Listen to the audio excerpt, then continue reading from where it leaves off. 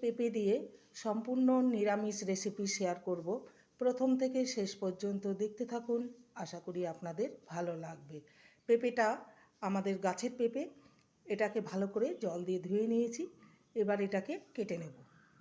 পেঁপেগুলোকে লম্বা লম্বা করে কেটে নিয়েছি। এবার এটাকে ছোট ছোট করে কেটে নেব। সমস্ত পেঁপেকে এইভাবে কেটে নেব। গ্যাসে কড়াই চাপিয়ে দিয়েছি আর জল দিয়ে দিয়েছি। দিয়ে দেবো সামান্য লবণ। পেঁপে আর আলু নিয়েছি, পেঁপেটাকে সিদ্ধ করে নেব।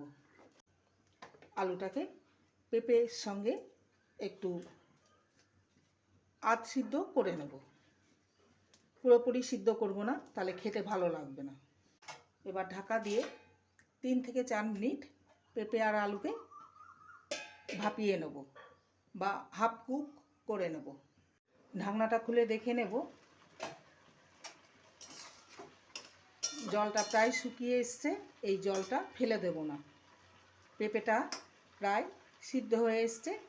এবার গ্যাসের ফ্লেমটাকে অফ করে দিয়ে পেঁপে আর আলুটাকে নামিয়ে নেব। মশলা রেডি করে নেব। এখানে আছে 1 টিস্পুন গোটা জিরে, 1 টিস্পুন গোটা ধনে, 2টো এলাচ, সামান্য দারচিনি আর একটা গোটা শুকনো লঙ্কা ভেজে নেব। মশলাটা ভাজা হয়ে গেছে। এবার এটাকে ঠান্ডা করে নিয়ে গুঁড়ো করে নেব। কড়াইতে দিয়ে দেবো সর্ষের তেল, টিস্পুন গোটা জিরে আর একটা তেজপাতাকে 2 টুকরো করে দিলাম। ভাজা হয়ে গেছে। ফোড়নটা থেকে সুন্দর একটা গন্ধ বেরিয়েছে। এবার একটা মিডিয়াম সাইজের টমেটো নিয়েছি। টমেটোকে ছোট ছোট টুকরো করে 4টে কাঁচা লঙ্কা নিয়েছি, একটু ফাটিয়ে দেবো। তাকে ভালো মতন নেড়ে নিয়েছি। এবার দিয়ে দেবো আদা বাটা।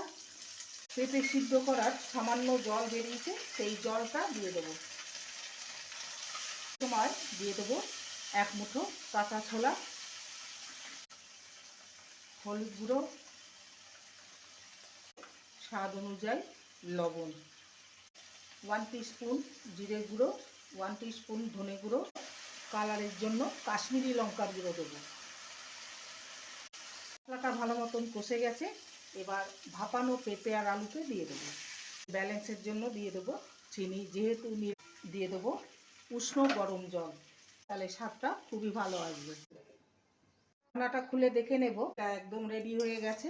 এবার যে ভাজা মশলাটা রেডি করে রেখেছিলাম পুরোটাই আমি দিয়ে দিলাম। সামনে পরিবেশন পূর্ণ নিরামিষ আলু পেঁপের ডাল। লাঞ্চ হোক বা ডিনার, গরম ভাত, রুটি, পরোটা, সাথে